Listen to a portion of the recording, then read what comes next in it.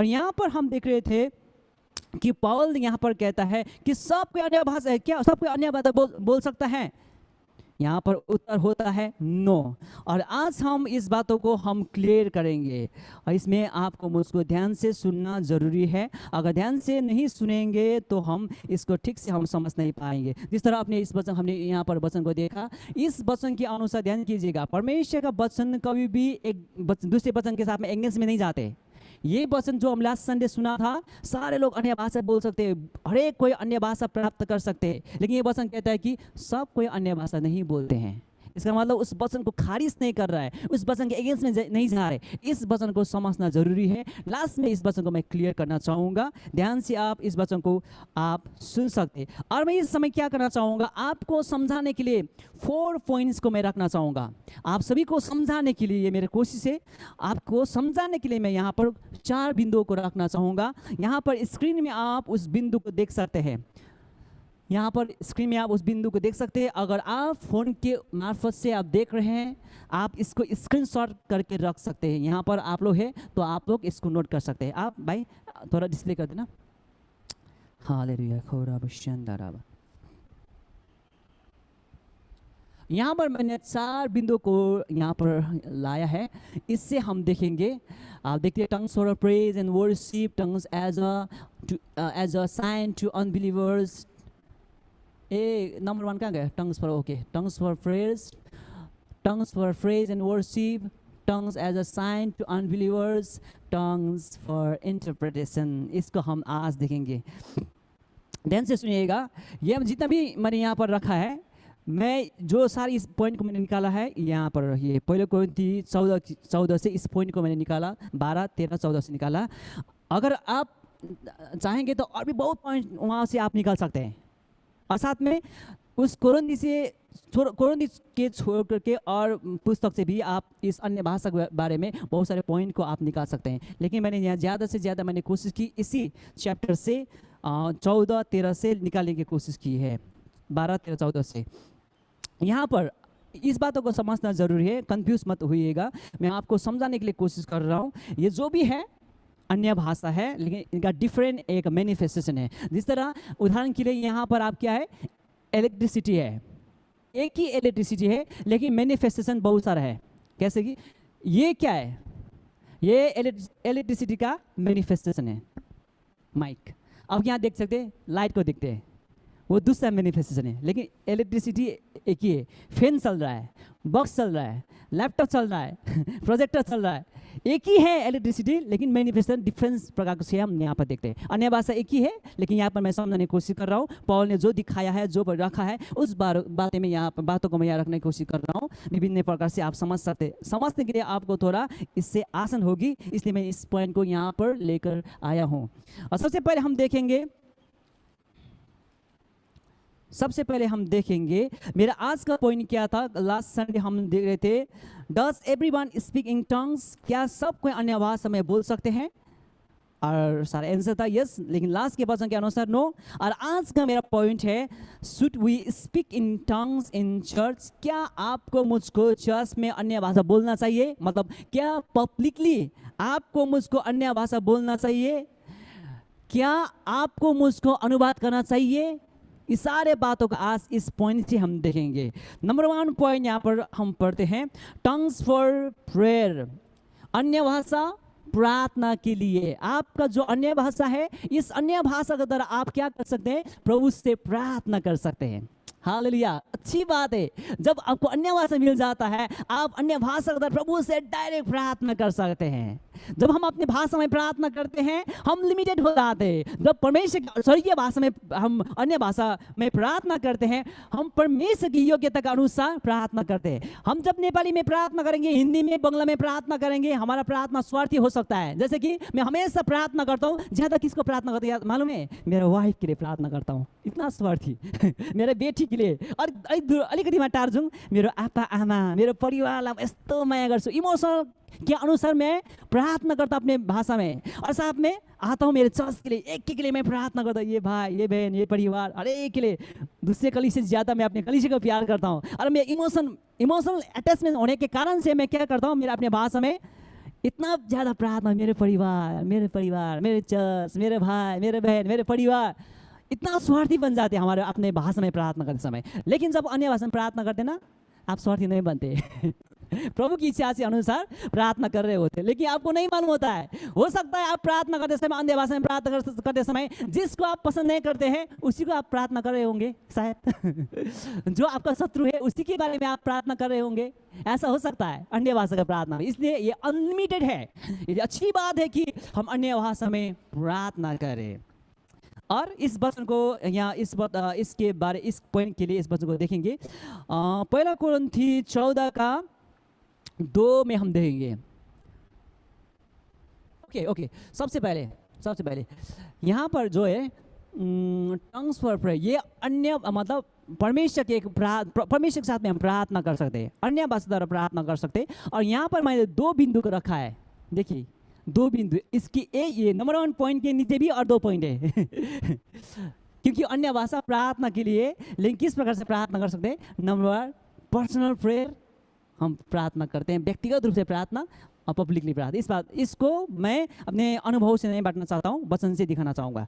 सबसे पहले हम क्या करेंगे, ये अन्य भाषा जो प्रार्थना है ना, आपका मेरा व्यक्तिगत प्रार्थना करने के लिए परमिशन दिया है। आप हम व्यक्तिगत रूप से अन्य भाषा से डायरेक्ट प्रभु से प्रार्थना कर सकते हैं। पहले कोरिन्थी 14:2 में हम इस बातों को पा सकते हैं। पहले कोरिन्थी 14:2 यहाँ पर कहता है, क्योंकि जो अन्य भाषा में बातें करता है वो मनुष्य से नहीं परंतु परमेश्वर से बातें करता है, इसलिए कि उसकी बातें कोई नहीं समझता, क्योंकि वो भेद की बातें आत्मा में होकर बोलता है। ये है आपका मेरा व्यक्तिगत पर्सनल प्रेयर परमेश्वर के साथ में। ध्यान से सुनिएगा, ये आपका मेरा ये अन्य भाषा जो फर्स्ट पॉइंट में देख रहे हैं पर्सनल प्रेयर है। हम अन्य भाषा व्यक्तिगत रूप से प्रार्थना प्रभु के साथ में कर सकते हैं। शायद ये आप कहीं भी कर सकते हैं, रूम में कर सकते हैं, चर्च में भी आप कर सकते हैं, पब्लिकली आप पब्लिक भी मतलब चर्च में होकर के भी आप व्यक्तिगत रूप से प्रभु से प्रार्थना कर सकते हैं। और ये यहाँ पर लिखा हुआ है, क्योंकि जो अन्य भाषा में बातें करता है वो मनुष्य से नहीं परंतु परमेश्वर से बातें करता है। मनुष्य से, हम जब अन्य भाषा में बोलते हैं हम मनुष्य से बातें नहीं करते, मनुष्य से प्रार्थना नहीं करते, हम सीधा किससे प्रार्थना करते हैं? परमेश्वर के साथ में प्रार्थना करते हैं। लेकिन हम क्या जोड़ देते हैं कलीसिया में, अगर आप अन्य भाषा में प्रार्थना करते हैं वचन के अनुसार आपको अनुवाद करना जरूरी है। अब यहाँ पर देखिएगा, इस पर्सनल प्रेयर में आपको अनुवाद करने का जरूरत नहीं है, क्योंकि क्या कर रहे हैं आप? डायरेक्ट प्रभु से प्रार्थना कर रहे हैं, डायरेक्ट आप प्रभु से प्रार्थना कर रहे हैं। आपको यहाँ पर अनुवाद करने की जरूरत नहीं है। अगर कोई आप इस तरह आप पर्सनल अन्य भाषा में प्रार्थना करें, प्रार्थना कर रहे हैं, कोई आकर के आपको कहता है आप जो अन्य भाषा में प्रार्थना कर रहे हैं ना, वचन के अनुसार इसको अनुवाद करना चाहिए।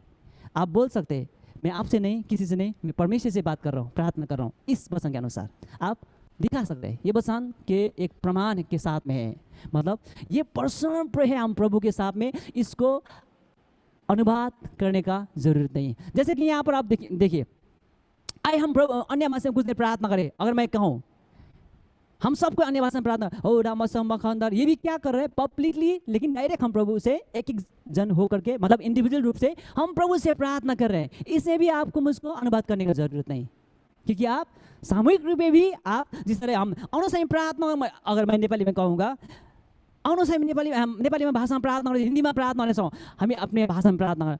प्रभु धन्यवाद, यो समय के लिए आपने सुंदर समय दी। इसको भी आप किसी को मतलब इसको मतलब ये मेरा जो पर्सनल प्रे ग्रुप में मैं कर रहा हूँ, किसी को सुनने का जरूरत नहीं है, मैं परमेश्वर से प्रार्थना कर रहा हूँ। इसी प्रकार से अन्य भाषा प्रार्थना करते समय मैं पब्लिकली प्रार्थना कर रहा हूँ अन्य भाषा में। कोई कहता है कि आपका जो है ना अन्य भाषा उल्टा करना चाहिए, लेकिन आप इस वचन के अनुसार कह सकते हैं नहीं, मैं तो परमेश्वर से बात कर रहा हूँ, मैं कलीसिया से मिल करके, लेकिन मैं प्रभु से डायरेक्ट बात कर रहा हूँ। इस प्रकार से आप बोल सकते हैं। उदाहरण के लिए, और मैं उदाहरण बहुत टाइम लग सकता है, मैं इतना हो सके मैं जल्दी आगे बढ़ना चाहूँगा। उदाहरण के लिए यहाँ पास्टर रोशनी है और पास्टर मेरा वाइफ रसिका है, पास्टर एलाजा है, मैं हूँ। हम कभी कभी रूम में बैठ कर घंटों बात करते हैं, घंटों बात करते हैं। लेकिन कभी कभी बीच में क्या होता है पता है? उन दोनों को पर्सनल कुछ बात करते समय कुछ पर्सनल बात करना होता है। और उस समय क्या करते दोनों, रसिका और पास्टर रोशनी क्या करते? पाल्सी भाषा, आप जानते हैं पाल्सी भाषा? पाल्सी बोलते ना त्यो वास्तवमा यो त भाषै त होइन, लेकिन बनाएको। अब ये दोनों क्या करते, हम ग्रुप में बात कर रहे होते हैं, अचानक दोनों पाल्सी भाषा में बोलते, कस्तो बोल्छ थाहा भएन।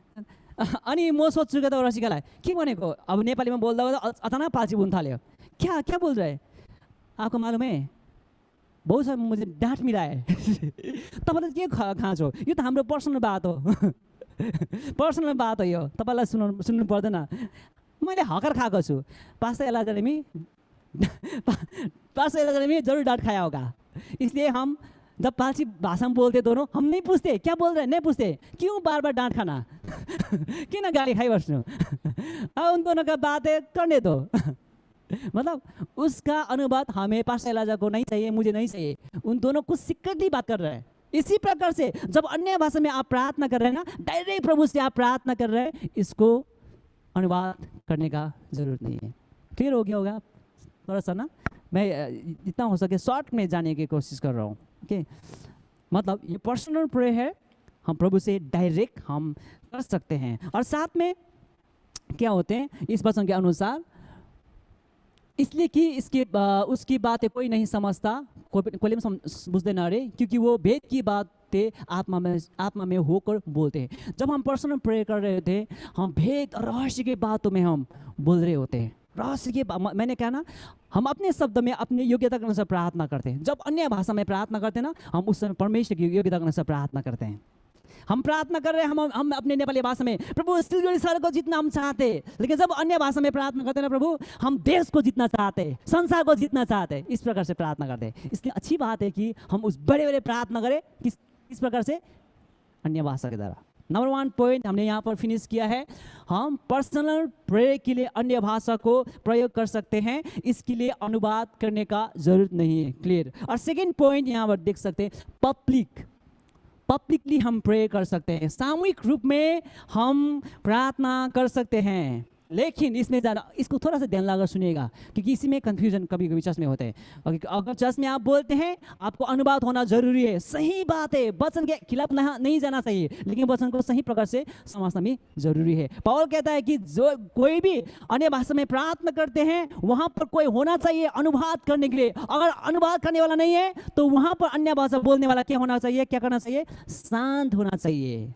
लेकिन फिर भी पौल नहीं कहता है कि कलीसिया बिल्कुल अन्य भाषा में मत बोलना, बिल्कुल अन्य भाषा में प्रार्थना मत करना, इस प्रकार से नहीं कहता है। अगर अनुवाद नहीं है कोई बात नहीं, बिल्कुल अन्य भाषा में प्रार्थना करने में मतलब मनाही मत करना, मत रुकना। लेकिन ऑप्शन को जरूर आप यहाँ पर देख सकते हैं। उस ऑप्शन को हम ध्यान से नहीं सुनते, उस बातों को हम आज फिर सुनेंगे। हम अन्य भाषा को चर्च में पब्लिकली प्रार्थना कर सकते हैं, जिस तरह इस वचन को हम चर्च में फॉलो कर रहे हैं। यहाँ हम बोलते हैं, अन्य भाषा में बोलते हैं, लेकिन इस पॉइंट के अनुसार इस बातों को हम चर्च में हम फॉलो करते हैं। आप इस वचन को देख सकते हैं इस पॉइंट के लिए, 1 कुरिन्थी 14:13-18 ध्यान से सुनिएगा। ये जो मैं यहाँ पर आप यहाँ जो मैं पढ़ने जा रहा हूँ ना, ये एक्चुअली पब्लिक प्रेयर के लिए पौल ने यहाँ पर इंकरेज किया गया है, शिक्षा को दिया गया है। ध्यान से आप पढ़िए तो आप समझ पाएंगे। यहाँ पर 1 कुरिन्थी 14:13-18 यहाँ पर कहता है, इस कारण जो अन्य भाषा में बोले वो प्रार्थना करे कि उसका अनुवाद कर सके। सुनिएगा, यदि कोई अन्य भाषा में प्रार्थना करे, नंबर 1 पॉइंट क्या करना चाहिए, अनुवाद करना जरूरी है। क्योंकि यहाँ पर कहता है, इस कारण जो अन्य भाषा में बोले वो प्रार्थना करे कि उसका अनुवाद भी कर सके। अनुवाद करने वाला होना जरूरी है, अगर नहीं है तो प्रार्थना करे कि अनुवाद करने वाला खड़े हो। और अब सुनिए, ऑप्शन सुनिए, अगर अनुवाद करने वाला नहीं है, मैं वचन में हूँ, मैं अनुभव को नहीं बांट रहा हूँ। अगर अनुवाद करने वाला नहीं है, यहाँ पर ऑप्शन दिया गया है जो हम चर्च में फॉलो करते हैं। क्या था ऑप्शन, क्या है आप सुनिए, मैं पढ़ना चाहूँगा, ठीक है। 15 में अंत क्या करना चाहिए, सुनिए अब क्या करना चाहिए। अनुवाद करने वाला नहीं है तो अब 15 के अनुसार क्या करना चाहिए, अंत क्या करना चाहिए, मैं आत्मा से भी प्रार्थना करूँगा और बुद्धि से भी प्रार्थना करूँगा। सुनिएगा, ये ऑप्शन है यहाँ पर। यदि अन्य भाषा कोई बोलता है, प्रार्थना करे, अनुवाद करे। अनुवाद करना ज़रूरी है। अगर अनुवाद करने वाला नहीं है इस पब्लिक प्रेयर में, क्या करना चाहिए? 15 के अनुसार अंत क्या करना चाहिए? मैं आत्मा से भी प्रार्थना करूंगा और बुद्धि से भी प्रार्थना करूंगा। अब क्या करना चाहिए? पॉल यहाँ पर ऑप्शन को देता, चुनाव को देता है। अगर मैं पब्लिकली प्रेयर करूँ, मुझे क्या करना चाहिए? बुद्धि से भी प्रार्थना करना चाहिए और आत्मा से प्रार्थना करना चाहिए, जो हम चर्च में फॉलो करते हैं। अब सुनिए, मैं उदाहरण को देता हूँ। सुनिए, हम इस प्रकार से प्रार्थना करते हैं, ओ राखंदरा बच्चों महांदरा बशेहरी अंदरा। प्रभु धन्यवाद, आप हमारे बीच में हैं। प्रभु आप शक्तिशाली है। ओ खोरो हंदरा बशेहरे हेरे अंदरो मामा, जिंदा परमेश्वर, आज आप अद्भुत काम करने जा रहे। यहांदरो हो रिहारे सेहरे, प्रभु महान शक्तिशाली कार्य आज हम देखेंगे। यहाँ पर आपको अनुवाद करने की जरूरत नहीं। पॉल दामी पॉल यानी ऑप्शन देगा सा, अगर अनुवाद करने वाला कलीसिया में नहीं है, ये दिया है कलीसिया में ऑप्शन पॉल ने, मैं क्या करूंगा? आत्मा से प्रार्थना करूंगा, बुद्धि से प्रार्थना। अब यहाँ पर आपको मुझको जरूरत नहीं कोई आकर के क्यों आप अन्य भाषा में प्रार्थना, अनुवाद करना चाहिए। पॉल कहता है कि अगर अन्य भाषा अनुवाद करने वाला नहीं है तो इस प्रकार से हम प्रार्थना कर सकते हैं। नीचे और तो नीचे देखिए भाई उसी पद को, ये पब्लिकली जो सामूहिक रूप में जो करते हैं प्रार्थना, उस बारे में पॉल बता रहे। और नीचे क्या कहते हैं? अगर इस प्रकार से हम प्रार्थना नहीं करेंगे, सुनिए, और मैं उदाहरण देना चाहूँगा। अगर मैं यहाँ पर प्रार्थना करूँ, सुनेगा, सुनिए, आइए हम प्रार्थना करेंगे। आप मेरे साथ में आमीन बोल सकते हैं, यस बोल सकते हैं, जीव प्रभु बोल सकते हैं। अब मैंने प्रार्थना शुरू की है, ओ राम संबखंदरा बशेदुरियांदरा मखंदरा मसेहरियांदरा मशेखोरा महांदरा, आमीन। क्या हुआ? आप कंफ्यूज हो गए, कहाँ आमी भन्नु, कहाँ यस लर्ड भन्नु, कहाँ जीव प्रभु भन्नु, कंफ्यूज हो गया आप। आमी पनि तपाईँले भन्नु पाउनु भएन। यस्तो चाहिँ बिल्कुल ऐसा बिल्कुल नहीं करना चाहिए चर्च में, ठीक है? इसलिए ऑप्शन देता है कि अन्य भाषा में प्रार्थना करना है, आत्मा में प्रार्थना होना चाहिए, मतलब बुद्धि में प्रार्थना। एक ऑप्शन यहाँ पर दिया गया है। केवल मैं अगर आगे आकर के अन्य भाषा प्रार्थना, आमीन, किसी को वहां पर चांस नहीं मिलता है कि आमीन बोलूं, जीव प्रभु, यस प्रभु बोलूं, मौका ही नहीं मिलता है। इसलिए पौल इसी में कहता है, नहीं तो यदि तू आत्मा ही से धन्यवाद करेगा तो फिर अज्ञानी तेरे धन्यवाद पर आमीन कैसे कहेगा? सुनिए, अगर मैं अन्य भाषा में प्रार्थना करूँ, आमीन कहाँ भन्ने तपाईँ? तपाईँले बुझ्नै भएको छैन मेरो अन्य भाषा, कहाँ अन्य आमीन भन्ने पाउनुहुन्न। तब क्या करना चाहिए? क्योंकि वो तो नहीं जानता कि तू क्या करता है, मैं क्या प्रार्थना कर रहा हूँ, नहीं जानते कि अन्य भाषा में प्रार्थना कर रहा हूँ, आमीन नहीं बोल सकते। और 17 कहता है, तू तो भली भांति धन्यवाद करता है परंतु दूसरे की उन्नति नहीं होती। सुनिए, मैं तो धन्यवाद दामी दिदे होला, तर बुझेकै छैन अरूले।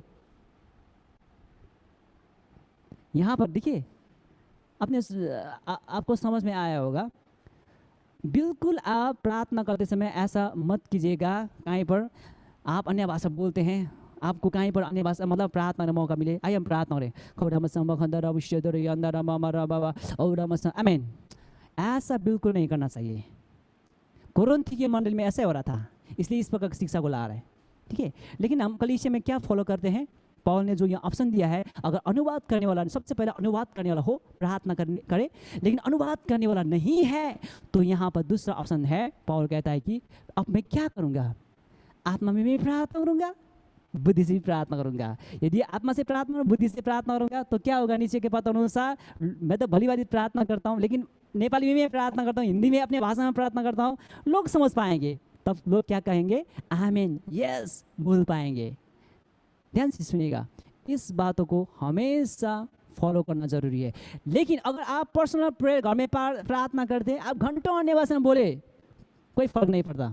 आज तो मैं 1 घंटा अन्य भाषा में केवल प्रार्थना करता हूँ, कोई जरूरत नहीं, आप प्रार्थना कर सकते घंटों अकेला, आप अन्य भाषा 1 घंटा 2 घंटा प्रार्थना कर सकते हैं। लेकिन आप इस विचार से चर्च मत आइएगा, मैं आज चर्च में उठ करके दिखाऊंगा मैं अन्य भाषा किस प्रकार से प्रार्थना करता हूँ।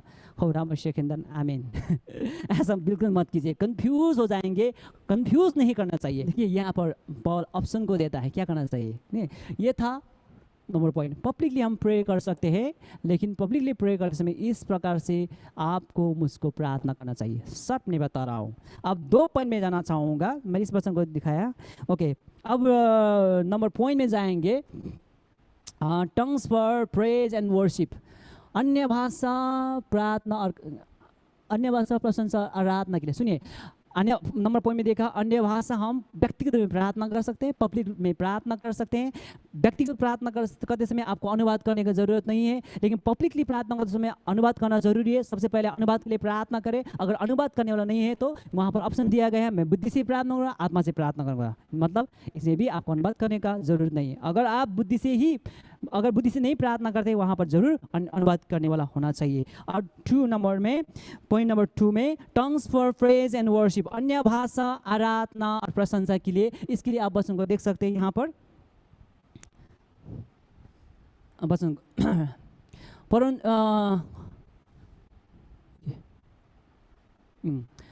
पहले कोरिन्थी 14:15 यहाँ पर इस प्रकार से लिखा है, वही वचन था। अंत क्या करना चाहिए? मैं आत्मा से भी प्रार्थना करूंगा और बुद्धि से भी प्रार्थना करूंगा। अब सुनिएगा, मैं आत्मा से गाऊंगा और बुद्धि से भी गाऊंगा। आप अन्य भाषा के द्वारा प्रभु के आराधना कर सकते हैं, गा सकते हैं प्रभु के लिए। हालेलुया, कितनी अच्छी बात है। आप कहीं भी आराधना कर सकते हैं अन्य भाषा में। हम चर्च में भी आराधना करते समय अन्य भाषा में आराधना करते हैं। हो रामस्य खिंदा, सुनिएगा यहाँ पर कहता है आत्मा से भी गाऊंगा और बुद्धि से भी गाऊंगा। किस प्रकार से? ये भी सेम वही है, सुनिए इस प्रकार से। ओ मैं क्या कर रहा हूँ? अन्य भाषा में आराधना कर रहा हूँ। साथ में मुझे क्या करना चाहिए? प्रभु आपको धन्यवाद ये सुंदर समय के लिए, आप महान है परमेश्वर, आपके समान कोई नहीं है। इस प्रकार से आराधना अन्य भाषा में कर सकते हैं। लेकिन चर्च में आप अन्य भाषा में आराधना करें, साथ में बुद्धि में भी आराधना करना चाहिए, ये जरूरी है। और यहाँ पर अन्य भाषा क्या के लिए है? आराधना करने के लिए। साथ में आप इस प्रकार से गा सकते हैं, हम गाए हो सहना तू राजाओं का है राजा, तेरी महिमा हो ये सदा, तू है प्रभु हमारा खुदा। आपने बुद्धि में गाया। अब इसी टोन में आप अन्य भाषा में गा सकते हैं। ओरा मसी निंदो रिया से निरो रिया सेरीरो मो सेरीना सोरो रिहांदरो रिहांदरी से। इस प्रकार से गा सकते। इसलिए यहाँ पर पौल कहता है मैं आत्मा से भी गाऊंगा और बुद्धि से भी गाऊंगा। अब थर्ड पॉइंट में tongues as a sign to unbelievers, अन्य भाषा किस लिए? अन्य जाति के लिए चिन्ह है। आप देखिएगा, अन्य भाषा अविश्वासी के लिए चिन्ह है। पहले कोरिन्थी 14:22, एकदम जल्दी मैं जाने की कोशिश कर रहा हूँ। पहले कोरिन्थी 14:22 यहाँ पर इस प्रकार लिखा है, इसलिए अन्य भाषाएं विश्वास के लिए नहीं परंतु अविश्वासियों के लिए चिन्ह है, और भविष्यवाणी अविश्वासी के लिए नहीं परंतु विश्वास के लिए चिन्ह है। यहाँ पर मैं ज़्यादा यहाँ पर फोकस दे रहा हूँ अन्य भाषा के लिए, इसलिए ऊपर की बातों को आप ध्यान से सुन सकते हैं। इसलिए अन्य भाषाएं विश्वास के लिए नहीं परंतु अविश्वास के लिए चिन्ह है। अन्य भाषा क्या है? अविश्वास के लिए एक चिन्ह है, साइन टू अनबिलीवर्स। आप इस बातों को कहाँ पर देखते हैं? प्रेरित 2 में आप देखते 120 वहां पर लोग आए थे, और वहां पर क्या हुआ? सारे लोग के ऊपर पवित्र आत्मा आ गए। उसके बाद में सारे 120 लोग अन्य भाषा में बोलने लगे। और वहाँ पर लोग कौन थे? अन्य जाति लोग थे। जब अन्य जाति जो इन्होंने अन्य भाषा में बोला, अन्य जाति ने क्या सुना? उनके भाषा में बोलते हुए सुना। मैं लास्ट संडे इस बातों को बता रहा हूँ, अन्य भाषा संसार की भाषा नहीं है। कभी कभी इस वचन को यहाँ पर इस प्रेरित इस बातों को पढ़ करके लोग कहते हैं संसार का कहीं का भाषा है, कोई बोलते हैं। ऐसा नहीं है। अगर आप प्रमाण चाहते हैं तो एक बात आप कर सकते हैं, अन्य भाषा में आप बोले, यूट्यूब में छोड़ दीजिए कोई कहीं का देश का एक भाषा है, आप वहाँ पर लिख के भेजिए, कहीं नहीं मिलेगा, रेस्पॉन्स नहीं आएगा वहाँ से लेकिन कभी कभी लोग क्या सोचते हैं, अन्य भाषा जो यहाँ पर मतलब लोगों को समझ में आया था वहाँ पर वो सोचते, कोई लोग सोचते कि अन्य भाषा संसार की भाषा है। बिल्कुल नहीं है, बिल्कुल नहीं, ये संसार का भाषा बिल्कुल नहीं है, ये स्वर्गीय भाषा है। लेकिन वहां पर क्या हुआ था? 120 लोग ऊपर पवित्र आत्मा आए थे। वचन के अनुसार उनके पवित्र आत्मा ने उनको क्या किया? प्रेरित किया और उन लोगों ने क्या बोला, अन्य भाषा में बोला। वहां पर 18 जाति के लोग थे, 18 भाषा बोलने वाले थे, लेकिन 18 जाति ने क्या सुना, 120 लोगों ने क्या बोलते हुए सुना, उनके भाषा में बोलते हुए सुना। क्या हुआ बाद में, ये बस ये पॉइंट के अनुसार अन्य भाषा अन्य जाति के लिए चिन्ह है। उस समय क्या हुआ, उस 3000 लोगों ने उसी अन्य भाषा को सुना, चकित हुआ। उसके बाद में और उनको भूख बढ़ने लगा प्रभु के प्रति, और पतरस ने उठ करके प्रचार किया। 3000 लोगों ने वहां पर उद्धार मुक्ति पाए। अन्य भाषा के द्वारा उन लोगों के बीच में एक विश्वास को उत्पन्न हुआ। उनके लिए ये बस ये पॉइंट अनुसार ये अन्य जाति के लिए एक चिन्ह है। मैं लास्ट संडे मैंने बताया, मेरा मामा जो था यहाँ पर संबसरी रहता था, एक भैया था, उसने मुझे बताया, आपका मामा है ना, आपका मामा बोलते हैं मैं इंग्लिश नहीं जानता हूँ, लेकिन हर एक रात को इंग्लिश में प्रार्थना करता था। मेरा आपके मामा हर एक रात को प्रार्थना इंग्लिश में करता था, और बोलते थे मुझे इंग्लिश नहीं आता। लेकिन क्या हुआ, एक्चुअली मेरे मामा क्या करते थे, रात में सोते समय अन्य भाषा में प्रार्थना करते थे, लेकिन ये भाई को सुनाई देता था इंग्लिश में। इंग्लिश में सुनाई देता था, ठीक है। और इसी प्रार्थना को सुन करके ये भाई विश्वास करने लगे थे अभी तो प्रभु में। मतलब सुनेगा, ये अन्य जाति के लिए एक चिन्ह है। आप इसको बाइबल की हिस्ट्री में, चर्च की हिस्ट्री में आप देख सकते हैं, खास करके आप रिवाइवल के इस हिस्ट्री में आप देख सकते हैं। बहुत सारी जगह में ऐसा हुआ, लोगों ने कुछ बोला, लोग अन्य भाषा बोला, लोगों ने अपने भाषा में सुना। और आप मिशनरी के बारे में अगर बाइबल कॉलेज के लोग पढ़ते हैं या तो किताब पढ़ते हैं, अगर नोट्स में आप पढ़ते हैं, मिशनरी के जीवन में ऐसा बहुत घटना घटी है। ऐसा अननोन प्लेस में वो लोग गए, मतलब वहाँ के भाषा नहीं समझते, लेकिन उन लोगों ने वहाँ पर अन्य भाषा बोला, उन लोगों ने उनके भाषा में सुना, प्रचार सुना। ऐसा बहुत घटना घटी है, प्रभु में आए हैं लोग। ऐसा मिशनरी के जीवन से बहुत घटना घटी है। रिवाइवल के क्षेत्र में भी आप देंगे, सारे ऐसा बातों को घटा है। मतलब ये क्या है, इस पॉइंट के अनुसार अन्य भाषा अन्य जाति के लिए चिन्ह है, इसलिए इसको भी अनुवाद करने का जरूरत नहीं है। तर इसको मतलब यो होइन मार्केट में हिँड्दा बोल्नुहोस् अन्य भाषा। साँच्चै त पागल भन्छ तपाईँलाई, ऐसा नहीं है।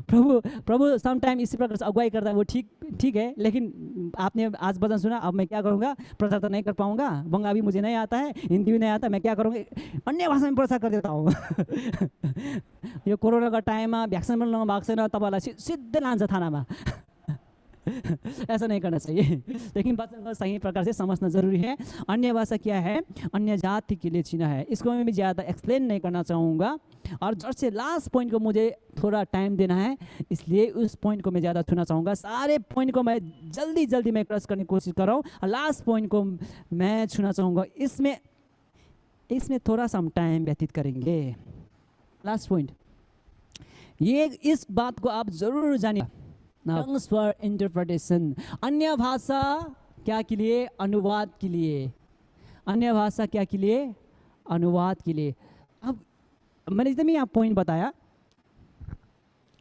इस पॉइंट के अनुसार आप अभी तक क्या सुन रहे थे, अन्य भाषा का अनुवाद करने का जरूरत नहीं है। पर्सनल प्रेयर में, पब्लिक प्रेयर में, आराधना में, और ये अन्य जाति के जो साइन है, इसके लिए आपको अन्य भाषा अनुवाद करने का जरूरत नहीं है। लेकिन यहाँ पर आपको जानना जरूरी है। अगर इस बातों को नहीं जानेंगे ना, सारे अन्य भाषा में आप कंफ्यूज हो जाएंगे। इसको ध्यान से आप सुनिएगा। टंग्स फॉर इंटरप्रिटेशन, जरूर अन्य भाषा का अनुवाद होना चाहिए। अगर अन्य भाषा का अनुवाद नहीं होता तो पौल उस अनुवाद के वर्णन को चर्च में क्यों बोलता? अन्य भाषा को अर्थ खोल्नु पर्छ, त्यहाँनिर अन्य भाषा को अर्थ खोल्ने वर्णन दिएको छ। समझ में आया आपको? एकदम जरूरी है। अन्य भाषा का अर्थ मतलब अनुवाद करना जरूरी है। 9 प्रकार के वरदान में अनुवाद करने का एक वरदान है। क्यों वहाँ पर अनुवाद करने का वरदान दिया गया है? इसका मतलब जरूर अन्य भाषा का अनुवाद होना जरूरी है। कभी कभी इस बात में हम कंफ्यूज हो जाते हैं, अनुवाद नहीं करना चाहिए, अनुवाद नहीं करना चाहिए। अनुवाद करना चाहिए इस वचन के अनुसार, एकदम बिल्कुल अनुवाद होना चाहिए। फिर भी मैं कहना चाहूँगा, अगर अनुवाद नहीं करना होता तो जरूर पौल इस बातों को इस वर्णन को नहीं रखता, लेकिन जरूर वहाँ पर अनुवाद होना चाहिए, इसलिए अनुवाद करने का वरदान है। 9 प्रकार के वरदान में अनुवाद करने का वरदान है। इसका मतलब ये फिक्स है एकदम, ये क्या बोलूं, एकदम ये तो पक्का हो, एकदम एकदम पक्का हो, अन्य भाषा का अनुवाद होना ही पर्छ।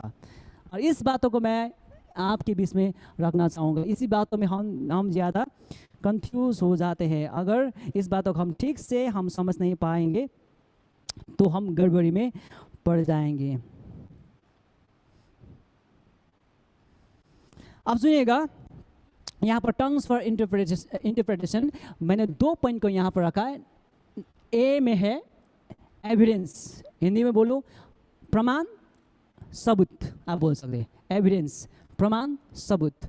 नीचे दिखाया गया है, मतलब पॉइंट है गिफ्ट, ये वरदान है। अब सुनिएगा, एविडेंस, एविडेंस सबूत, प्रमाण। अब ध्यान से सुनिएगा, जब 120 लोगों ने पवित्र आत्मा का अन्य भाषा पाया था, वो एक्चुअली क्या था? एविडेंस था। कहाँ गया? ब्लैंक हो गया। एविडेंस था, सबूत था। क्या का सबूत? कि पवित्र आत्मा आ चुका है, मैं पवित्र आत्मा का बपतिस्मा पा चुका हूं। इसका एविडेंस क्या है? लोग अन्य भाषा बोलेंगे, वो एविडेंस है। मैं शादीशुदा हूं, मेरा एविडेंस क्या है? अरे देखते ना हमारा शादीशुदा, लेकिन प्रमाण तो होना चाहिए। मेरा प्रमाण क्या है शादीशुदा होने का? हमारा पास मैरिज सर्टिफिकेट है। और कहीं पर मुझे कह रहा है कि आपको चाहिए कि मैरिज सर्टिफिकेट चाहिए, लेकर आइएगा। मैं वहाँ पर जाकर नहीं कर सकता। आप विश्वास कीजिएगा, मैं तो शादीशुदा हूँ, मेरा वाइफ यही है। मैं नहीं बोल सकता हूँ, मुझको वहाँ पर प्रमाण देना ही है, मैरिज सर्टिफिकेट को देना ही है। इसी प्रकार से आपको पवित्र आत्मा से आप भर गए, पवित्र आत्मा से आप बपतिस्मा पा चुके, इसका एविडेंस भी होना जरूरी है। तो कैसे हम जान पाएंगे कि किसको पवित्र आत्मा बपतिस्मा मिला है, कौन पवित्र आत्मा से भरा हुआ है और कौन नहीं भरा हुआ है? किससे हम कैसे जानेंगे? जब हम अन्य भाषा मतलब पवित्र आत्मा का बपतिस्मा पाते हैं। मैं पवित्र आत्मा के द्वारा बपतिस्मा पा चुका हूँ, मैं पवित्र आत्मा से भर चुका हूँ, इसका एविडेंस क्या है? स्पीकिंग इन टंग्स, अन्य भाषा में बोलते हैं। समझ पा रहे हैं आप? 120 लोगों ने वहाँ पर अन्य भाषा आया, मतलब वहाँ पर जो यीशु ने प्रतिज्ञा किया था, उस समय सारे 120 लोग पवित्र आत्मा से बपतिस्मा पाए, पवित्र आत्मा से भर गए।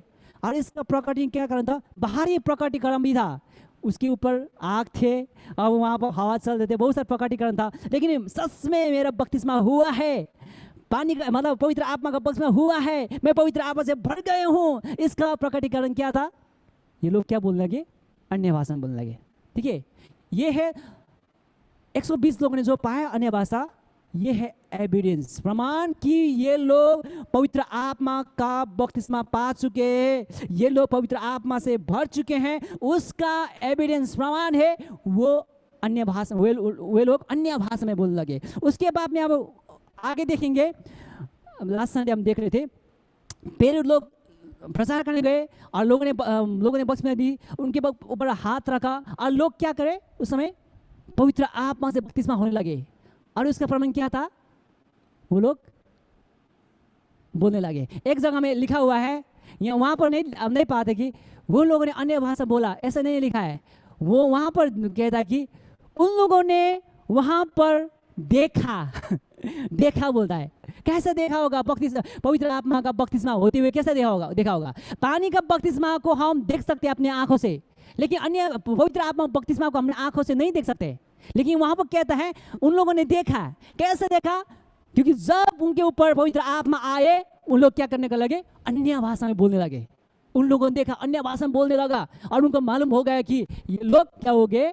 पवित्र आत्मा का बपतिस्मा से भर गए, मतलब पवित्र आत्मा से इनको पवित्र आत्मा बपतिस्मा हो चुके। इस प्रकार से उन लोगों ने वहां पर देखा। मतलब ये जो टंग्स और इंटरप्रिटेशन में नंबर 1 एविडेंस है। ये अब एविडेंस किसके लिए? ये 120 लोगों ने वहाँ पर पाया। उसके बाद में हर एक चैप्टर में आप देखते हो, हर एक लोगों ने जहाँ पर बताया गया पवित्र आत्मा बारे में, हर एक लोगों को वहाँ पर ये अन्य भाषा में मतलब बोलने लगे, वो एविडेंस को पाने लगे। नंबर 1 पॉइंट, अन्य भाषा हम सब के लिए है। क्यों सब के लिए है? हमारा अंदर पवित्र आत्मा है और जिस दिन हम पवित्र आत्मा बपतिस्मा पाते हैं, उसका एविडेंस प्रमाण सबूत क्या है? मैं अन्य भाषा में बोलने लगता हूँ। देखिएगा, ये एविडेंस है। और आपने मरकुस यहाँ यहाँ है भाई, मरकुस 16 का 17 यहाँ पर वचन है। लास्ट संडे हम देख रहे थे मरकुस 16 के 17 में, वहाँ पर यीशु मसीह क्या कहता है, विश्वास करने वालों के साथ में क्या होंगे, वो भूतों को निकालेंगे, बीमारियों को चंगा करेंगे और क्या करेंगे, अन्य अन्य भाषा में बोलेंगे। कौन? विश्वास करने वाला। विश्वास करने वालों में ये प्रकटीकरण होना जरूरी है।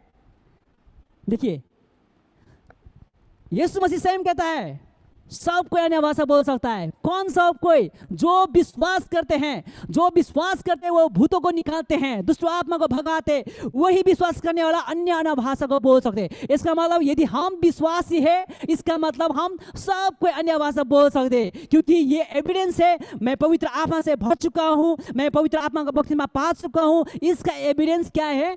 अन्य भाषा। नंबर 1 अन्य भाषा। आप सुनिएगा ध्यान से, लेकिन ये अन्य भाषा जो जनरल हम बोलते हैं ना, ये गिफ्ट नहीं है।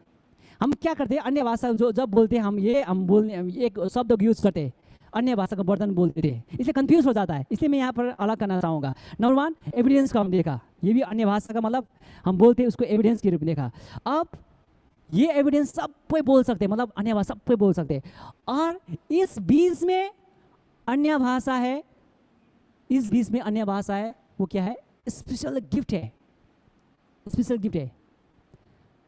मैं अनुभव से नहीं बता रहा हूँ, आपको वचन से दिखाना चाहूँगा। जिस तरह यहाँ पर 120 लोगों ने वहाँ पर पाया, अगर पौल के वचन अनुसार तो क्या सबके अन्य भाषा बोल सकते हैं? नहीं, वहाँ 120 को नहीं बोलना चाहिए, लेकिन वहाँ पर कुछ था, एविडेंस था। लेकिन यहाँ पर जो पौल बोलने की कोशिश कर रहा था वो दूसरा है। इसको हम फिर से देखेंगे। और नंबर 2 पॉइंट, ओके ये हो चुका है भाई, छोड़ दो। विश्वास को एक बार पढ़ देता हूँ। विश्वास करने वाला में ये चिन्ह होंगे कि वे मेरे नाम से दुष्ट आत्मा को निकालेंगे, नई नई भाषा को बोलेंगे। ये विश्वासी होने का एक प्रकटीकरण है। ठीक है भाई। अब पॉइंट 2 में जाएंगे, बी में जाएंगे, गिफ्ट में जाएंगे। ओके, सबसे पहले एविडेंस जो है, एविडेंस ये जो अन्य भाषा है पवित्र आत्मा का वक्त में होने का एक प्रकटीकरण है। ये सब कोई बोल सकता है, इसमें कोई किसी को पक्षपात नहीं है।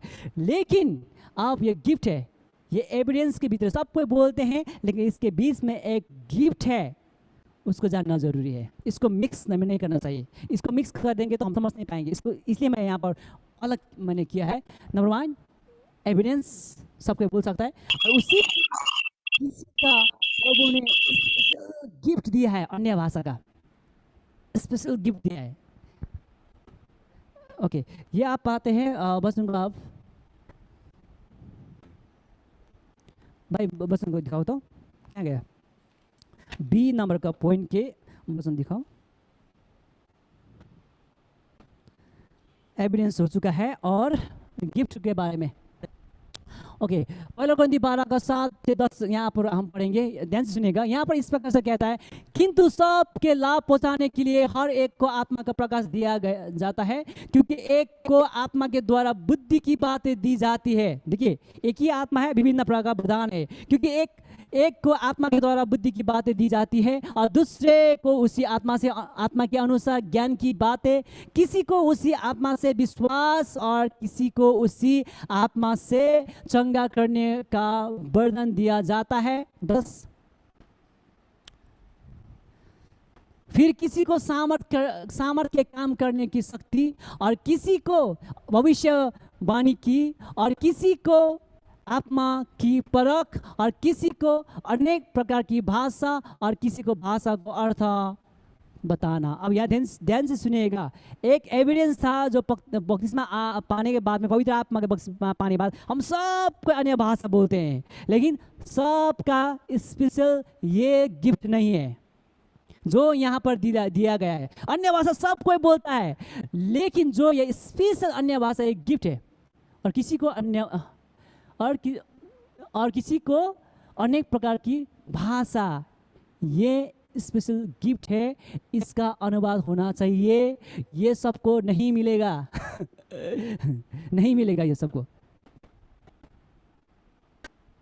ये स्पेशल गिफ्ट है, इसका जरूर अनुवाद होना चाहिए ये गिफ्ट का। उदाहरण के लिए 9 में भाई 9 में उदाहरण आपको इसी वचन से मैं समझाने की कोशिश करता हूँ। 9 में। सबको अन्य भाषा बोलते हैं लेकिन सबका गिफ्ट नहीं है। अब उदाहरण यहाँ देखिए, यहीं से उदाहरण 9 में, किसी को उसकी आत्मा से विश्वास भी क्या है? बढ़ाने। इसका मतलब हम यहाँ पर सबको विश्वास करते हैं, इसका मतलब सबका विश्वास बढ़ाना है? बिल्कुल नहीं है। लेकिन हम सबको विश्वास करते हैं। अगर विश्वास नहीं करता तो आज हम यहाँ नहीं होता, उदाहरण बुद्धि नहीं पाते। सबको विश्वास करते हैं, इसी प्रकार से सबको अन्य भाषा बोलते हैं, सबको अन्य भाषा गिफ्ट नहीं है। सबको विश्वास करते हैं, सबका विश्वास वरदान नहीं है। मेरा कहने का मतलब ये है, समझ आएगा?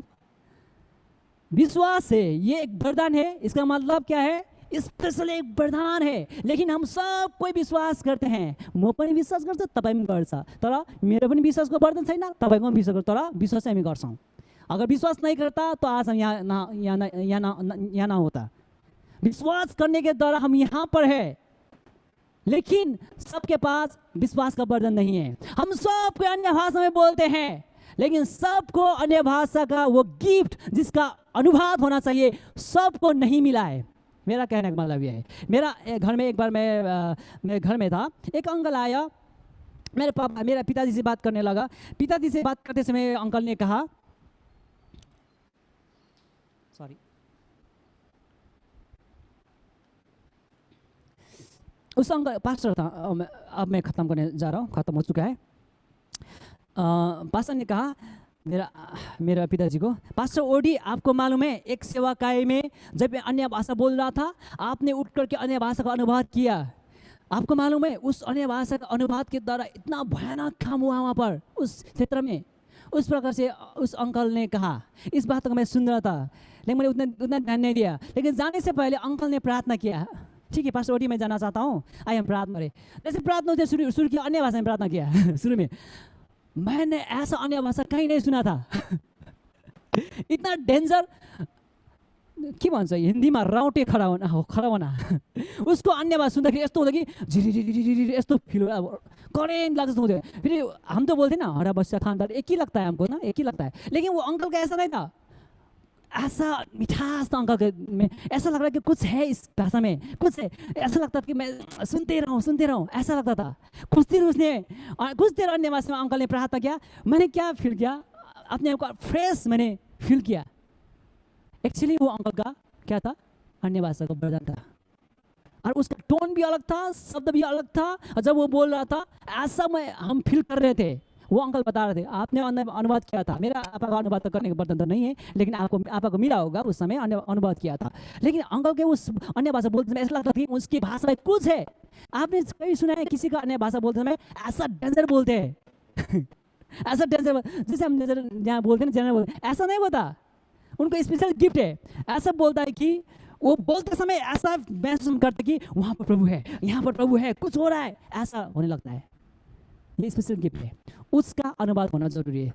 इसी प्रकार से अगर विश्वास के बारे में सब विश्वास करते हैं, इस वचन के अनुसार विश्वास एक स्पेशल गिफ्ट है। अगर आप जिसका पास में विश्वास का वर्धन है उसके साथ में आप 5 मिनट बैठिए, 5 मिनट बैठिए, 5 मिनट बैठ के बात कीजिएगा जिसका पास विश्वास का वर्धन है। आपका विश्वास यहाँ से आपको यहाँ पहुँचा देगा। वो वचन नहीं प्रचार करेगा, बोलते समय ऐसा बोलेगा, आपका मालूम है मैं ऐसा विश्वास कर रहा हूँ, प्रभु ऐसा करेगा, भयंकर बातों को बोलेगा। क्यों ऐसा बोलता है वो? क्योंकि उनके पास विश्वास का वरदान है। देखिए अभिन्नता। इसलिए आप प्रश्न ये है जो हम सब कोई बोलते ना, ये सब का ये गिफ्ट नहीं है, ये एविडेंस है। मैं पवित्र आत्मा का बक्से में पा चुका हूँ, इसका एविडेंस ये अन्य भाषा है। लेकिन जो स्पेशल गिफ्ट है वो सबको नहीं मिलेगा, कुछ को प्रभु देता है, लेकिन उसको अर्थ खोलना जरूरी है। और उसको क्या होता है ना, ये जो गिफ्ट जिसको मिलता है उनको ना चर्च में आगे आकर के उनको बोलने का अगुवाई होता है, लेकिन साथ साथ में इसके लिए अनुवाद होना जरूरी है। बहुत सारा ऐसा घटना है, मैं छोटकर नहीं बता रहा हूँ, बहुत सारा ऐसा घटना है। आप देख सकते हैं, किताबों में पढ़ सकते हैं, बहुत सारे ऐसा प्रभु के दास के बारे में, इस प्रकार के बारे में आप सुन सकते हैं, पढ़ सकते हैं। आज मेरा कहने का मतलब ये कि हम सबको अन्य भाषा बोल सकते हैं, लेकिन सबको अन्य भाषा स्पेशल जो गिफ्ट है सबको नहीं मिला है।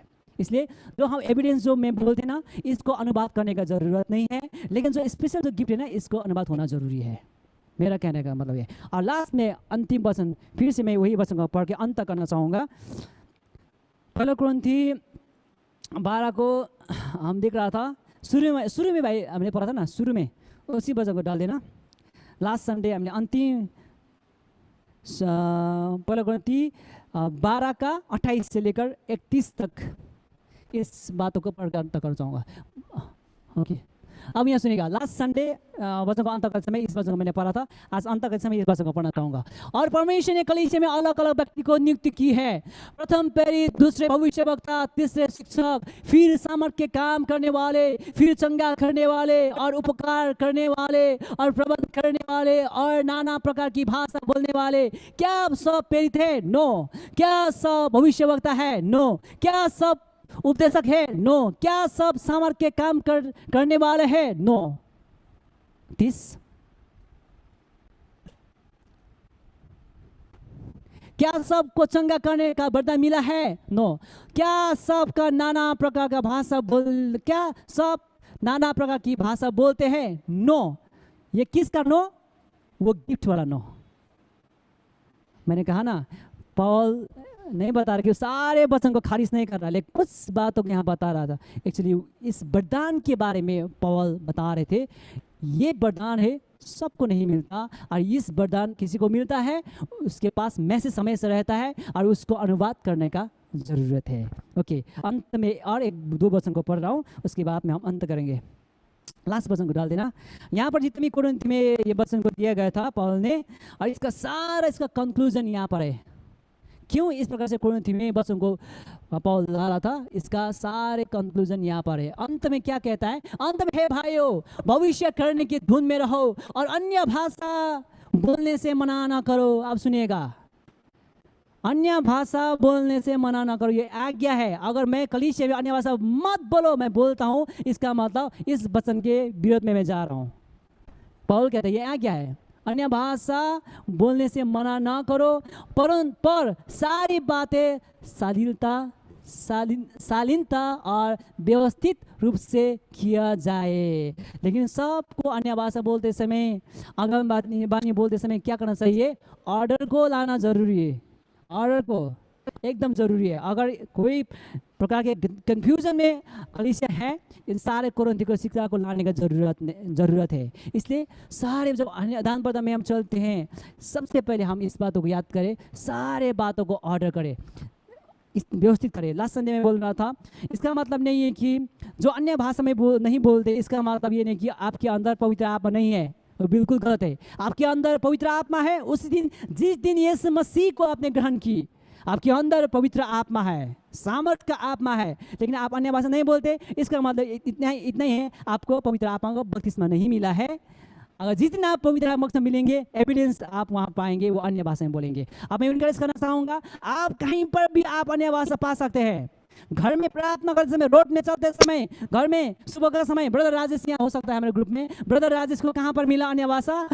काली झरा के नीचे में, जब गाड़ी चला रहा था, गाड़ी में जा रहा था, कैसा लगा होगा? सारा पैसेंजर लेकर जा रहा था, अचानक उनके मुंह से अन्य भाषा निकलेगा, गाड़ी चला रहा, कैसा लगा होगा? गाड़ी में पैसेंजर को कालेबुङ लाते समय उनको अन्य भाषा मिला। विभिन्न प्रकार से आपको अन्य भाषा मिल सकता है। प्रभु किसी को पक्षपात नहीं कर सकता। प्रभु हर एक को ये वरदान देना चाहता है, ये आशीष को देना चाहता है। अगर हमारे बीच में कोई नहीं बोलते हैं, आपको जरूरत नहीं कि पास्टर आके आपके लिए प्रार्थना करे।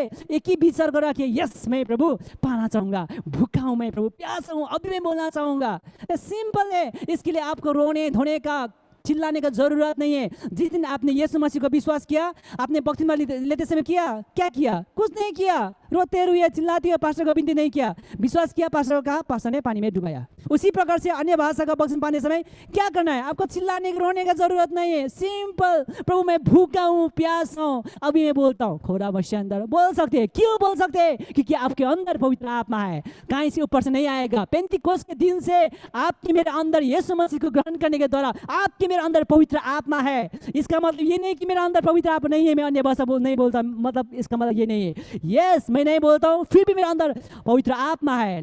एकदम ऑर्डर के साथ में करना चाहिए। बहुत सारे मेरे पास यहाँ पर उदाहरण था, वचन था, लेकिन सारे बातों को मैं आज के दिन में रख नहीं पाया। मैं ज़रूर इस बातों का आने वाले दिन में छूना चाहूँगा। सबसे खतरनाक बात, मैनिफेस्टेशन। आपको ज़रूरत नहीं हमेशा अन्य बात बोले हकारा बाबा पर कोई होता है ना बड़ा हमेशा वही या तो बड़ा करते ना, ज़रूरत नहीं है आपको। सिंपल आप बोल सकते हैं यस, सम टाइम प्रभु आपको छूता है, फिर भी आप पोजेस नहीं होते, आप अपने आप को कंट्रोल कर सकते हैं। यस, मैं भी कितना बार गिरा हूँ, फिर भी आपका सेंस रहता है वहाँ पर, आप क्या कर रहे हैं आपको मालूम होता है, आप चाहे तो उसी समय उठ करके जा सकते हैं। पवित्र आत्मा पोजेस नहीं करते, ठीक है। शैतान दुष्ट आत्मा आपको पोजेस करते हैं, मुझे पता ही नहीं हुआ मैंने अन्य भाषा में बोला, कहाँ से कहाँ गिरा, मैंने क्या बोला, किसको मारा, कैसा मैंने एक्शन किया, मुझे पता ही नहीं। प्रभु का इतना शक्ति था, बातों को हम और आने वाले दिन में जरूर देखेंगे। इसलिए हम सोबर प्रकार से आप बोल सकते हैं। आप चाहे तो चिल्ला के से बोल सकते हैं ओ राखांदा रामा, चाहे तो रामा से खिंदा रामा, चाहे तो मंदा मसबेरी, आप बोल सकते हैं। मैंने लास्ट उस वचन को नहीं छुआ। पौल ने क्या कहा, 2 जन 3 जन बारी बारी से अन्य भाषा बोले, एक अनुवाद करे, और यहाँ पर अनुवाद नहीं है तो क्या करना चाहिए, वहाँ पर शांत रहे। वहाँ पर कहता है चुप रहे नहीं कहता, स्टॉप नहीं कहता, साइलेंटली क्वाइटली बोलने के लिए कहता है। मतलब वहाँ भी लाइन में कहता है आप मन मन से प्रभु से बात कर सकते हैं। कहाँ पर आप अन्य भाषा बोल सकते हैं, कहीं पर भी आप बोल सकते हैं। पौल ने मना नहीं किया है, लेकिन तरीका दिया है। आप किसी चर्च में जाते हैं, मैं भी जाता हूँ, आपको मालूम हो गया कि वहाँ चर्च में अन्य भाषा नहीं बोलती, आप वहाँ पर जाकर के हो राबा खांदा राबा नहीं कर सकते। बिल्कुल मत कीजिएगा ऐसा। उस चर्च के एंगेज में जाते हैं आप, यस आपका आदत है अन्य भाषा बोलने का, लेकिन आप क्या करें, शांत में हो राबा से खिंदा राबा, आराधना भी कर सकते, आप बोल सकते हैं। नहीं तो मैं तो विश्वास करता हूँ, मैं तो यही है, मैं तो एक्शन यही है, मैं तो जहाँ पर यही करता हूँ। आप पवित्र आत्मा को शोकित करते हैं, ऐसा नहीं करना चाहिए ना। ये आत्मा जो आपके लिए मेरे लिए दिया है, ये आत्मा के द्वारा आपको मुझको प्रभु कंट्रोल नहीं करना चाहता है। प्रभु इस आत्मा के द्वारा आपको मुझको आगे बढ़ाना चाहता है, साथ पहुँचाना चाहता है। धन्यवाद इस समय तक ध्यान से सुनने के लिए। आप सभी को प्रभु आशीष दे। मैं विश्वास करता हूँ जरूर आपको आशीष मिली होगी। यह शिक्षा था ऑनलाइन के मार्फत आपको थोड़ा मुश्किल होगी, सुनने में बहुत ही मुश्किल हुआ होगा, मैं क्षमा चाहता हूँ।